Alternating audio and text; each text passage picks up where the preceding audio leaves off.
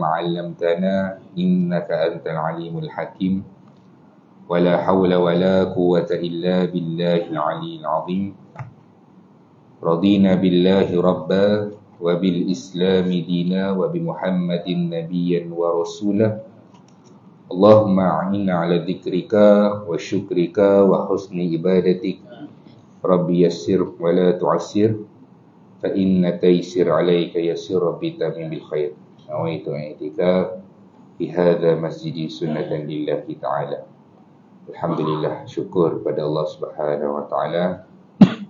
Selesai kita menunaikan rutin harian kita, solat subuh secara berjemaah, dan kita masih lagi bersama dengan sahabat Nabi sallallahu alaihi wasallam menggunakan kitab yang diberi nama 65 gambaran kehidupan sahabat Nabi sallallahu alaihi wasallam yang dikarang oleh Dr. Rahman Rafad Al-Basha, yang menceritakan tentang biodata ataupun kisah berkaitan dengan sahabat yang ditarbiah terus oleh Nabi sallallahu alaihi wasallam. Dan kita masuk kepada sahabat yang seterusnya. Nama sahabat yang ni, nama dia Suhaib Ar-Rumi. Suhaib Ar-Rumi dalam sirah Nabi sallallahu alaihi wasallam, nama dia muncul waktu hijrah Nabi sallallahu alaihi wasallam. Dalam peristiwa hijrah, nama Suhaib Ar-Rumi ni naik waktu Nabi sallallahu alaihi wasallam hijrah. Waktu Nabi sallallahu alaihi wasallam bagi tahu kepada para sahabat yang boleh keluar untuk hijrah pergi ke Madinah, antara yang pergi adalah Suhaib Ar-Rumi, dan ada kisah berkaitan dengan Suhaib Ar-Rumi. Hari ni kita nak tengoklah latar belakang ataupun kisah, dan kita nak berkenalan dengan seorang sahabat nama Suhaib Ar-Rumi. Kenapa Ar-Rumi? Dia bukan orang Rom. Dia bukan Rom. Gelaran Rom ini diberikan oleh orang Mekah. Sebab apa orang Mekah bagi gelaran dia Ar-Rumi? Kita akan tengok nanti. Pertamanya, ayah dia adalah Arab, mak dia pun orang Arab. Kedua-duanya orang Arab. Ayah dia daripada Bani Numair, ibu dia daripada Bani Tamim. Ini cerita 20 tahun sebelum Nabi sallallahu alaihi wasallam diutuskan. 20 tahun tuan-tuan. 20 tahun sebelum Nabi sallallahu alaihi wasallam diutuskan, yang mana Suhaib Ar-Rumi ini dia merupakan seorang anak kepada sepasang suami isteri, yang mana Suhaib Ar-Rumi ini seorang kanak-kanak yang cantik, putih kulit dia, perwatakan dia, dan rambutnya kemerahan dan sangat cergas. Kalau orang kata comel lah, budak yang comel. Macam muka-muka Palestin, muka-muka yang muka-muka budak yang untuk apa ni, yang sedap untuk mata memandang. Suatu hari ibu Suhaib ini pergi ke Iraq bersama pengiring dia. Pergi ke Iraq yang bernama Kampung Sania, dan kampung tersebut waktu ibu Suhaib Ar-Rumi ni pergi, kebetulan pada waktu itu kampung tersebut diserang oleh tentera-tentera Rom. Tentera-tentera Rom serang Iraq dan pengawal dibunuh, harta, kanak-kanak, wanita, kesemuanya ditawan. Waktu itu Suhaib Ar-Rumi ni baru sekitar 5 tahun. 5 tahun. Suhaib ini dijual beberapa kali di pasar hamba. Dah jadi tawanan oleh tentera Rom, dan dia dijual beberapa kali. Berpindah kepada satu tuan, kepada satu tuan, kepada satu tuan. Dan dia tinggal di Rom Tinggal di Rom ni bermaksud dia jadi hamba kepada orang-orang Rom. Dan kata Suhaib Ar-Rumi, waktu itu dia melihat sendiri kerosakan dan kejahatan yang ada dalam bangsa Rom, sampai Suhaib Ar-Rumi ni kata Rom ini dia tak akan selamatlah sehinggalah Allah hantarkan taufan, ataupun dia bangsa dia ni perlu dibersihkan dengan kedatangan taufan, untuk bersihkan dia punya masalah dari segi kezaliman dia, dari segi dia punya moral dia. Orang Rom ni, kata Suhaib Ar-Rumi yang duduk sebagai hamba dalam kota Rom, dia kata hanya taufan sahaja yang dapat membersihkan orang-orang Rom ini. Dan Suhaib berada di Rom sehingga remaja, sampai dia terlupa bahasa Arab. Tuan-tuan, dia orang Arab, duduk terlalu lama di Rom sampai terlupa bahasa Arab. Tapi Suhaib ini dia tahu yang dia berasal usul daripada Arab dan bercita-cita untuk bebas daripada menjadi hamba dan nak pulang kepada kampung halaman dia, Suhaib Ar-Rumi. Kalau kita pun kebanyakanlah kita tengok dekat Malaysia ni, warga-warga asing datang Malaysia, dia akan automatik pandai cakap Melayu. Mesti akan pandai cakap Melayu. Orang Afrika pun boleh cakap Melayu. Bukan dia pergi kelas pun, dia memang boleh bercakap. Dia boleh bercakap fasih pula tu. Siap ada logat Kelantan lagi. Saya pernah jumpa orang Afrika cakap logat Kelantan, lebih Kelantan daripada Kelantan. Orang Afrika. Itu berkaitan dengan Suhaib Ar-Rumi. Dia duduk terlalu lama sehingga waktu zaman remaja dia, sehingga Suhaib Ar-Rumi kata, aku terlupa bahasa Arab itu sendiri. Dan Suhaib bercita-cita untuk bebas menjadi hamba dan nak pulang kepada kaum dia. Dan rasa nak pulang kepada kaum dia, nak balik ke tanah Arab ni, lebih bertambah apabila dia mendengar pendeta Nasrani bagi tahu sudah sampai masanya seorang Nabi daripada Arab akan datang dan dia akan membenarkan apa yang dibawa oleh Isa bin Maryam. Tuan-tuan, ini maksudnya apa yang diberitahu dalam kitab-kitab lama. Pendeta Nasrani ni bagi tahu akan datang seorang Nabi, yang mana Nabi itu daripada bangsa Arab.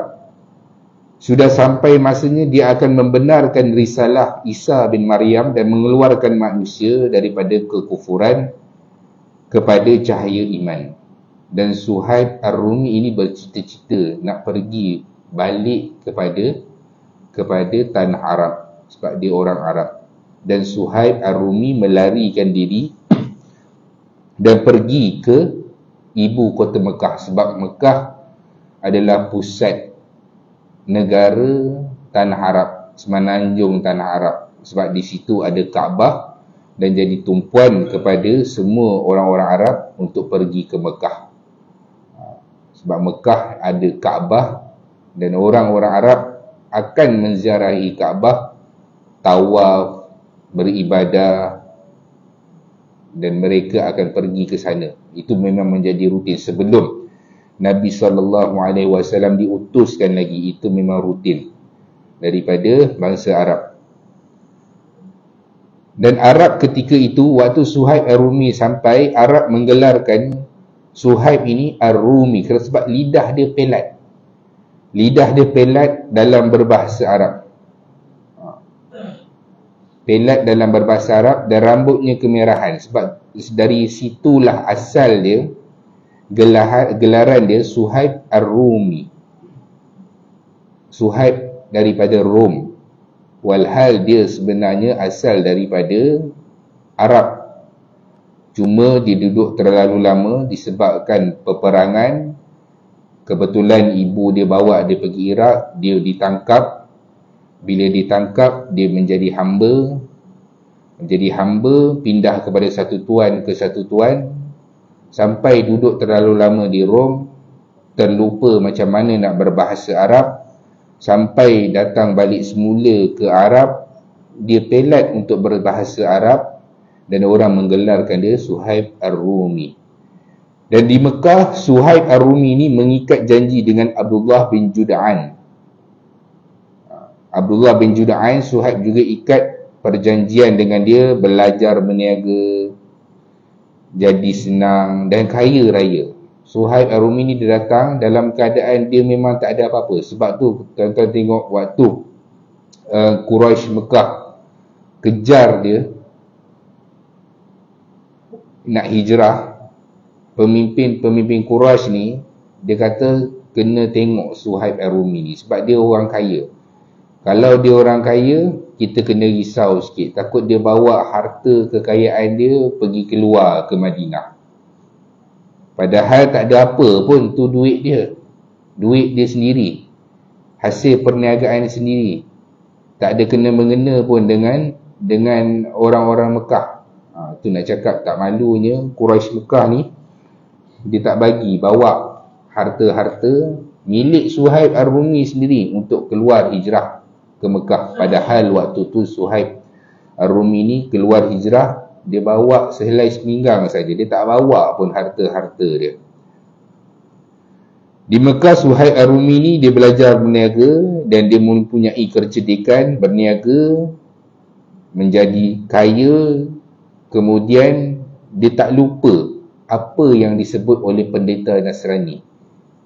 Waktu ni Nabi SAW belum lagi diutuskan. Waktu dia datang ke Mekah tu, Nabi SAW belum lagi diutuskan. Nabi ada cuma belum lagi diisytihar. Nabi SAW belum lagi sebut aku ini rasul kepada kamu, penyampai risalah. Nabi tak bagi tahu lagi. Semua Nabi SAW ada. Dan Suhaib ni dia tak lupa kata-kata pendeta Nasrani ni tentang kemunculan Nabi daripada bangsa Arab. Dan ketika itulah suatu hari lepas balik daripada berniaga, dia keluar untuk apa ni? Keluar untuk urusan perniagaan di luar, dan dia balik semula ke Mekah. Ni maksudnya tuan-tuan, Suhaib Ar-Rumi ni dia dah duduk Mekah dah. Jadi dia keluar masuk, kadang-kadang dia pergi Bahrain, kadang-kadang dia uruskan perniagaan ke tempat lain, barang dagangan dia.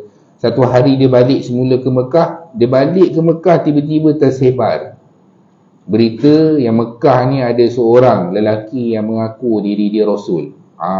Waktu itulah Suhaib Ar-Rumi ni dia nak cari siapa dia. Siapa dia? Dia adalah Muhammad bin Abdullah sallallahu alaihi wasallam, dan Suhaib mencari Nabi itu dekat kota Mekah. Dia nak cari Nabi ni, Muhammad ni dekat mana ni? Dekat kota Mekah. Maka ketika itulah dia mendapati maklumat bahawa Suhaib Ar-Rumi ini ada di rumah Arqam bin Abi Arqam.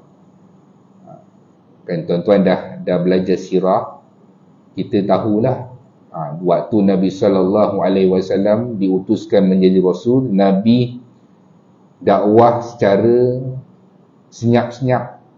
Bila berdakwah senyap-senyap, rumah Arqam bin Abi Arqam ini dijadikan markas untuk Nabi ajarkan Islam, bagi nasihat, untuk orang datang jumpa Nabi. Rumah Arqam bin Abi Arqam.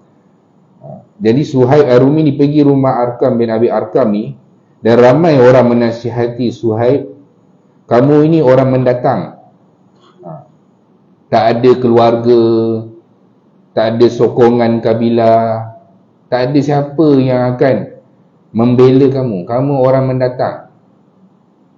Walaupun Suhaib Ar-Rumi tu datang pada ketika itu dah puluhan tahun, tetap diberi gelaran orang mendatang.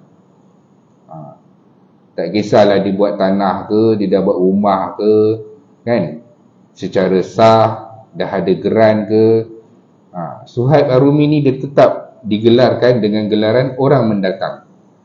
Orang bagi tahu kepada Suhaib, kamu ni orang mendatang, kamu tak ada kabilah, keluarga kamu pun tak ada.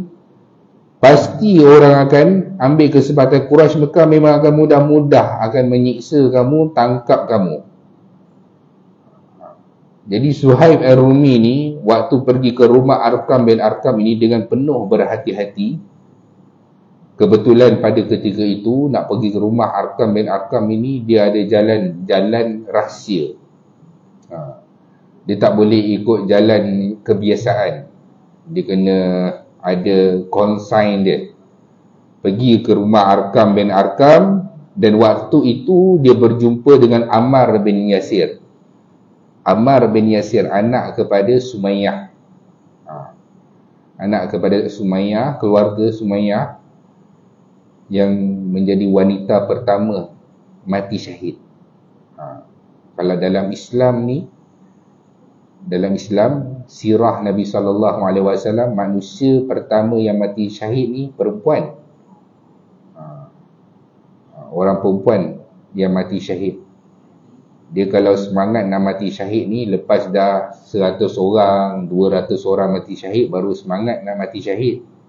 Sebab dah tengok dah, oh Nabi cerita tentang ni, jadi orang pertama. Orang pertama untuk mati syahid. Sama lah juga vaksin COVID. Dia jadi orang pertama ni, dia kata tak apa dululah, tengok dulu orang lain dulu, cocok. Kalau okey, baru nak dapat vaksin tersebut. Jadi dia nampak Ammar bin Yasir, dia pun masa tu berdolak dalik dengan Ammar bin Yasir. Sebab dia nak selamatkan Nabi ni, tak nak bagi tahu lokasi Nabi SAW. Macam kita lah, kita jumpa kawan kita kan dekat pasar raya. Bukan dekat pasar raya lah, contoh kita ambil contoh, kita ni nak pergi karaoke kan, orang tahu kita ni kaki masjid, kita pergi karaoke tempat lain. Jumpa kawan kita pula satu kampung, orang Jijan juga, dekat depan pusat karaoke tu. Kau buat apa sini? Tak ada apa, saya saja ni tunggu ni nak beli barang. Lepas tu baru tahu rupa-rupanya masa tu, oh kawan tu pun nak masuk karaoke, dia ni pun nak masuk karaoke. Sama lah kita. Dekat Jijan tak boleh. Sebab apa? Sebab nanti orang kenal. Macam tu. Tapi ini cerita dia nak jumpa Nabi SAW. Jadi Suhaib Ar-Rumi pun tanya dengan Ammar bin Yasir, kamu buat apa sini? Tak ada. Dia nak merahsiakan perjumpaan dia dengan Nabi SAW, dan akhirnya barulah tahu, oh rupanya Ammar bin Yasir pun nak jumpa Nabi, Suhaib Ar-Rumi pun nak jumpa Nabi. Dan ketika itulah mereka masuk ke dalam rumah Arkam bin Abi Arkam. Tu tuan-tuan nak dapat situasi tu. Sampai di situ, masuk, dan mereka tak teragak-agak untuk mengucap 2 kalimah syahadah. Suhaib Ar-Rumi, sebab dia tahan lama sangat dah. Daripada zaman remaja dia duduk di Rom. Dia tahu pendeta Nasrani bagi tahu seorang lelaki daripada Arab akan dilantik menjadi rasul. Kebenaran itu terbukti, memang orang Arab memang menjadi rasul. Dan ketika itulah Suhaib Ar-Rumi menunggu-nunggu. Dia sama juga kisah macam Abu Dhar, macam kisah yang mencari hidayah ini. Dia cari Nabi SAW dan dia tidak teragak-agak untuk mengucap 2 kalimah syahadah. Dan sepanjang hari itu Suhaib Ar-Rumi menghabiskan masa bersama dengan Ammar bin Yasir dan juga beberapa orang sahabat, duduk bersama dengan Nabi SAW sampailah waktu malam. Sehari suntuk tuan-tuan, duduk bersama dengan Nabi. Nabi ajarkan mereka tentang Islam, apa yang Islam ni bawa. Kita tak boleh berlaku zalim, kena bagi makan kepada orang miskin, jangan ambil hak orang. Semua orang ini adalah sama sahaja di sisi Allah, tak ada hamba abdi, tak ada tuan. Nabi bagi tahu semua tu, berbuat baik kepada setiap orang yang ada. Dan waktu sampai malam, barulah Suhaib Ar-Rumi ni keluar dalam keadaan semua orang dah tutup kedai, jalan-jalan pun dah tenang, baru dia keluar daripada rumah Arkam bin Abi Arkam. Suhaib Ar-Rumi habiskan masa lama tuan-tuan, 1 hari suntuk bersama dengan Nabi sallallahu alaihi wasallam. Itulah yang berlaku kepada orang-orang yang gila game juga. Tuan-tuan tahu kan kisah yang orang apa ni, yang remaja bunuh tu. Polis bagi kenyataan ini adalah disebabkan oleh pengaruh permainan game. Kita pun kata takkanlah sampai macam ni. Saya pun buatlah juga carian. Betul ke main game ni boleh jadi macam ni? Tuan-tuan, game jadi macam ni dia baru lagi ni. Dia baru nak meletus dekat Malaysia ni. Isu-isu membunuh disebabkan game. Luar negara terutamanya China, dia dah berleluasa dah. Antaranya seorang lelaki, ini lelaki dewasa, dia main game. Dalam game online dia ni, permainan dia ni kena cari pedang. Cari pedang, dan dia ni dapat pedang yang jarang-jarang lah, kiranya dalam game tu jarang-jarang lah orang boleh dapat pedang tersebut, item tersebut. Dia dapat pedang tersebut, dia tak guna pedang tersebut, dia hantar kat kawan dia pun kaki game. Ni game tuan-tuan Kawan dia bagi pedang, kawan dia tak guna pun pedang tu, kawan dia pergi jual dengan $890. Ni game tuan-tuan. Dia ni, kawan dia pergi jual, dia pergi report polis dekat China ni. Dia pergi report polis. Polis kata, ini game je. Kamu sampai nak report sebab apa? Bukan benda yang reality, bukan benda yang fizikal. Barang dalam game. Kamu bagi kawan kamu, polis pun tak layan. Tak layan dia punya report tu. Maka dia pergi bunuh kawan dia ni. Sebab kawan dia tak nak pulangkan pedang tu dan ganti rugi. Ni tuan-tuan jangan ingat tak ada apa dah game kan. Jadi saya cerita satu lagi. Dia pergi bunuh kawan dia ni, mati kawan tu. Dia pun menghilangkan diri dan akhirnya dia mengaku dan datang serah diri ke balai polis. Sebab apa? Sebab permainan game. Dan game ini WHO ni kita kata World Organization Health ni, dia bagi tahu, kesihatan dunia ni bagi tahu memang ada ketagihan game. Ketagihan game ni sama macam orang ketagih arak, ketagih dadah, ketagih benda-benda yang tak elok. Sama saja dia punya nilai dia tu. Permainan game. Tuan-tuan ada yang main game. Duduk kat kedai Rozi tu kan. Dia bukan scroll Facebook, dia main game. Terutamanya game online. Game online. Dan kebanyakan tuan-tuan kalau perasan lah, akhir-akhir ni kan, banyak sangat kanak-kanak yang speech delay, lambat bercakap. Kita dulu kan, kita puji zaman kita pula kan. Bukan puji zaman kita, tapi begitulah. Dia tak banyak bercakap, jadi dia speech delay. Dia lambat bercakap. Disebab apa? Sebab main game. Dan game ini ada satu permainan lagi yang telah diharamkan oleh kerajaan Turki, China, antaranya adalah permainan Roblox. Mesti pernah dengar Roblox. Tak cucu ke, anak ke. Roblox ni, kalau tuan-tuan tengok daripada mata kasar, memang orang kata game bodoh je. Macam ala petak-petak orang. Tuan-tuan kena tengok dekat sebelah. Saya bukan main game, saya cari carian tu, maklumat tu. Saya tak main pun Roblox tu. Dekat sebelah dia ada chat, live chat. Dekat situ kanak siapa-siapa boleh tipu umur.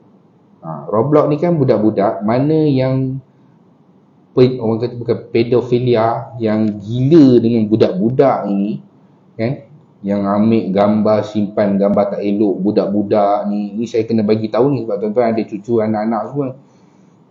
Dia akan check melalui situ, tipu, dia dapat maklumat sekolah mana. Tuan-tuan, budak umur 10 tahun dia mesti akan bagi tahu jawapan yang betul.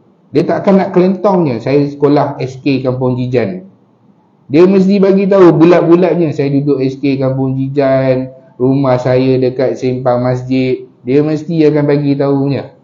Semua maklumat situ akan bagi tahu. Dia minta nombor telefon pun dia akan bagi nombor telefon.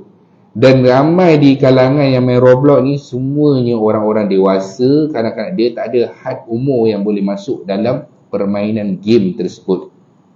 Bukti je, dekat Amerika ada seorang kanak-kanak 10 tahun diculik disebabkan perkenalan melalui permainan Roblox.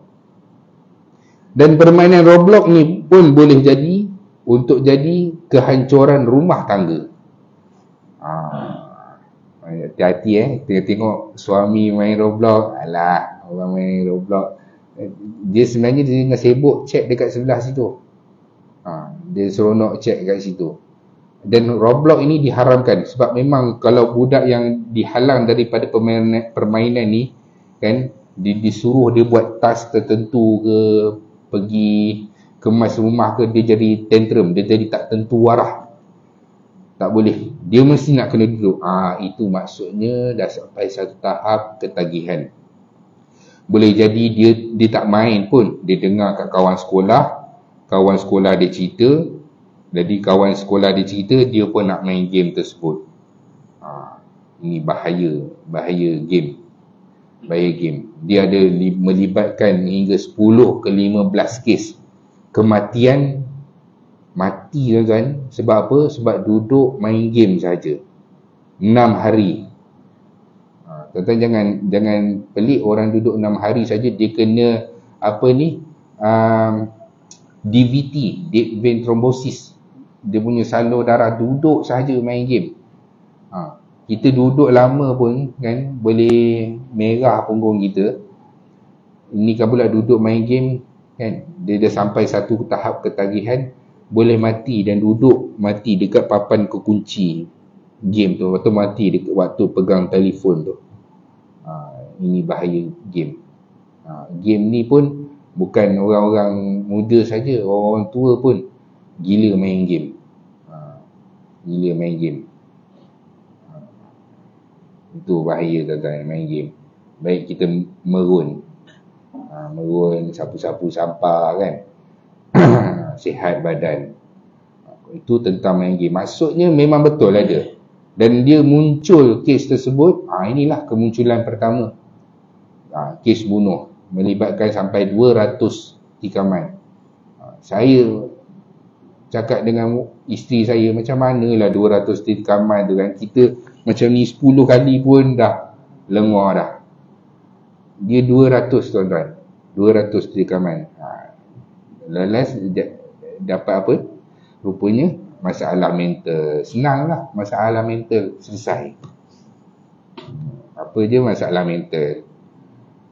Itu saya tak tahu ya tuan-tuan kan. Tapi itulah cerita je, masalah mental selesai.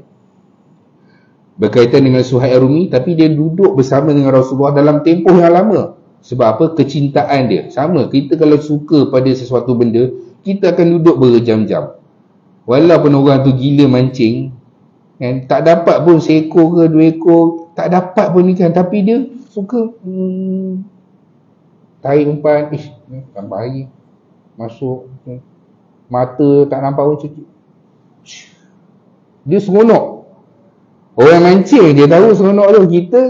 Kita jangan kata alah, cuba bawa kawan tu kan, kejap lagi dia pun lagi lama lagi daripada kita. Dia dah dapat seekor tu, dia ingat esok setiap kali mancing dapatnya lah kan. Kali tak dapat, dia dah dia benda yang seronok, benda yang kita buat. Jadi Suhaib Ar-Rumi duduk bersama dengan Nabi SAW daripada pagi sampailah waktu malam, dan ketika itulah Suhaib Ar-Rumi ini antara sahabat Nabi SAW yang disiksa, bersama dengan Bilal, bersama dengan Ammar, keluarga Yasir, Khabbab bin Arat. Ini nama-nama yang disiksa oleh pembesar-pembesar Mekah, sebab akhirnya mesti akan terkantul. Mesti akan dapat tahu juga. Waktu Nabi benarkan sahabat untuk berhijrah ke Madinah, Suhaib ini bercita-cita nak temankan Nabi dan Abu Bakar untuk hijrah. Dan Quraisy dapat syak. Quraisy dia tak kisah sangat orang-orang apa ni, B40 ni. Dia tengok M40 ni kan, Suhaib Ar-Rumi ni, dia kata perhatikan, dia hantar pengintip suruh tengok Suhaib Ar-Rumi ni. Kalau dia keluar daripada hijrah, sampai dia kawal rumah Suhaib Ar-Rumi, tak nak bagi keluar. Sampailah satu keadaan Suhaib Ar-Rumi ni dia berpura-pura pergi tandas. Tandas dulu dekat luar. Tandas dia dekat luar. Kemudian dia masuk dalam keadaan tergesa-gesa. Dia berulang kali buat perbuatan tersebut. Pengintip ingat Suhaib Ar-Rumi ni mungkin sakit perut, cirit-birit ke. Dia kata tak apalah, sakit perut dia, tak apa, kita boleh berehat. Mereka pun tidur dan Suhaib Ar-Rumi pun keluar ketika itulah untuk melarikan diri nak pergi ke Madinah. Pengintip ni dia perasan, dia terus pacu kuda dia cari jejak untuk nak kejar Suhaib Ar-Rumi. Sampai dekat satu bukit, ketika itulah Suhaib Ar-Rumi keluarkan busur panah. Itu tuan-tuan, kalau dalam sirah dia start cerita Suhaib Ar-Rumi ni waktu nak kena kejar ni. Sebab kita baca kisah para sahabat, kita dapat tengoklah kisah Suhaib Ar-Rumi daripada kanak-kanak dia macam mana. Sebab tu kena tengok sirah dulu, baru kita boleh baca kisah para sahabat. Suhaib Ar-Rumi dekat atas bukit tersebut, dia kata, ni kalau aku panah ni mesti kena. Dan orang Arab Quraisy ketika itu pun dia tahu, Suhaib ni kalau panah dia mesti Red Bull punya. Kalau orang main dart kan, Red Bull punya, mesti tepat punya, mesti kena punya. Dan ketika itulah Suhaib Ar-Rumi kata, tinggalkan aku nak pergi ke Madinah. Quraisy Mekah kata apa? Kamu nak pergi dalam keadaan kamu nak bawa harta-harta kamu, nak bawa kekayaan kamu. Kamu dah syok meniaga dekat sini, kamu dah banyak duit, nak bawa kekayaan ni. Walhal benda tu usaha dia sendiri pun, bukan masalah orang lain pun, usaha dia sendiri. Jadi Suhaib Ar-Rumi ni Suhaib Ar-Rumi ni kata, kalau aku bagi semua harta-harta aku, kamu lepaskan aku? Quraisy Mekah ketika itu kata, okey, kami akan lepaskan. Maka Suhaib Ar-Rumi bagi tahu, ni rumahku dekat sekian-sekian, dekat bilik ini kunci sekian-sekian, dekat sini ada peti ni, kamu ambil lah ni. Muka tak malunya Quraisy Mekah ni, dia balik pergi ke rumah Suhaib Ar-Rumi, ambil semua harta kekayaan Suhaib Ar-Rumi. Sampailah di Quba. Waktu Suhaib Ar-Rumi sampai di Quba, Nabi SAW nampak Suhaib Ar-Rumi. Nabi kata kepada Suhaib, telah untunglah perniagaan kamu wahai Suhaib. Maksudnya mukjizat Nabi SAW. Kata Suhaib Ar-Rumi, dia kata, tidak bukan Tuhan kamu telah memberitahu kepada kamu lebih awal lagi daripada aku, berkaitan dengan apa yang Suhaib Ar-Rumi ni berikan kepada Quraisy Mekah tadi. Tuan-tuan, ini cerita tentang orang tinggalkan kekayaan ni kan, dia wujud tau dekat Malaysia ni. Antaranya artis yang bernama Atoy, Celok Tok tu. Dia ni artis yang betul-betul nama dia tengah meningkat naik. Macam-macam cerita dia pun dahsyat-dahsyat juga kan. Cerita rempit lah, apa motor semua ni kan. Memang dia tengah naik, nama dia tengah naik. Satu hari tuan-tuan kan, satu hari tiba-tiba Allah nak jentik dia. Ni dalam Malaysia tau, bukan luar negara. Allah nak jentik dia tinggalkan semua tu. Dan sekarang ni dia jual nasi lemak RM1 je tuan-tuan. kita pun tak boleh, tak boleh nak fikir daripada, yelah, jadi artis kita pun tak tahu kan. Jadi artis apa sekali buat persembahan berapa dia bagi. Dia pilih jalan untuk jadi orang biasa. Dia jual tasbih, jual sugi, jual minyak wangi, dia ikut kumpulan tabligh kan, jual nasi lemak RM1 belakang bonet. Dia sebut kata dia, saya rasa hati saya lebih tenang daripada zaman saya banyak duit tu. Kalau tidak hari-hari asyik buka tengok cek, bangun pagi buka bank account, Alhamdulillah ada lagi 10,000. Sekarang ni kalau buka dalam bank account ada 300 pun Alhamdulillah. Dia punya kerisauan antara 10,000 dengan RM500 tu pun, dia kata 10,000 tu lagi dia risau. Kurang ni 10,000 ni mana nak cari lagi ni. Sampailah dia rasa dapat satu ketenangan. Sebab tu kita tengok macam mana sirah pun bagi tahu Suhaib Ar-Rumi ni, dia nak dapatkan cari ketenangan dalam ibadah dia dengan Tuhan dia, agama dia tinggalkan semuanya tu. Dan ianya pun berlaku pada zaman kita juga. Pada zaman kita juga. Cuma yang saya bagi tahu tu kisah daripada artis lah. Dan memang dia tak ada pun masuk-masuk dalam dunia lakonan ke, nak pegang-pegang ke apa ke kan. Kalau tengok cerita dia tu, dahsyat-dahsyat juga lah kan. Dia tinggalkan semua tu dalam keadaan memang dia kemuncak kemasyhuran. Dia tinggalkan semua tu sebab apa? Sebab demi agama. Itulah yang berlaku kepada Suhaib Ar-Rumi. Dan Nabi SAW sebut kepada Suhaib, wahai Suhaib, telah untung perniagaan kamu. Maksudnya perniagaan kamu telah untung, kamu lepaskan segala kekayaan dan harta kamu untuk menyelamatkan agama kamu dan datang ke Madinah bersama dengan aku. Wallahu a'lam. Saya rasa sekadar itu dulu. Yang baik datang daripada Allah, yang lemah adalah kelemahan saya sendiri. Berkaitan dengan game Roblox ke tuan-tuan, game online ke, tuan-tuan kena semak. Sebab ianya menjadi masalah besar pada zaman sekarang ni. Zaman sekarang ni game merupakan masalah besar di kalangan kanak-kanak. 5 tahun tuan-tuan rampas game tu, dia mengamuk tu, tuan-tuan nak macam mana? Apa nak buat? Akhirnya tuan-tuan kata, mainlah. Itu je. Itu cabaran-cabaran ibu bapa, atuk-atuk zaman sekarang ni lah.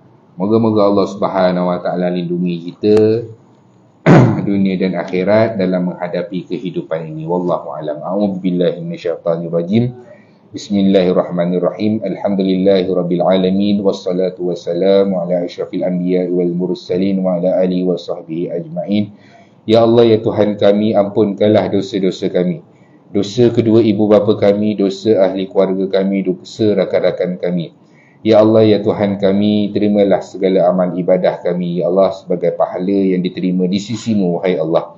Ya Allah, ya Tuhan kami, ringankan sakit sakaratul maut kami. Matikan kami dalam keadaan husnul khatimah. Jangan matikan kami, ya Allah, dalam keadaan su'ul khatimah. Ya Allah, ya Tuhan kami, jadikan alam kubur kami di antara taman-taman syurga. Jangan jadikan alam kubur kami, ya Allah, di antara lubang-lubang neraka. Ya Allah, ya Tuhan kami, bangkitkan kami dalam keadaan Engkau redha dengan kami, ya Allah. Berilah buku amalan kami dengan tangan kanan kami. Jangan beri buku amalan kami dengan tangan kiri kami. Hisablah kami dalam keadaan ihsan, ya Allah. Permudahkan proses timbangan mahsyar kami nanti, ya Allah. Pimpinlah kami dalam meniti titian sirat-Mu, ya Allah. Himpunkan kami, kedua ibu bapa kami, ahli keluarga kami, rakan-rakan kami ke dalam syurga Firdaus-Mu tanpa hisab dan azab, dan jauhkan kami daripada azab api neraka Jahannam. Rabbana atina fid dunya hasanah wa fil akhirati hasanah wa qina azabannar. Wa sallallahu ala sayyidina Muhammad wa ala alihi wa sahbihi wa sallam. Walhamdulillahi rabbil alamin.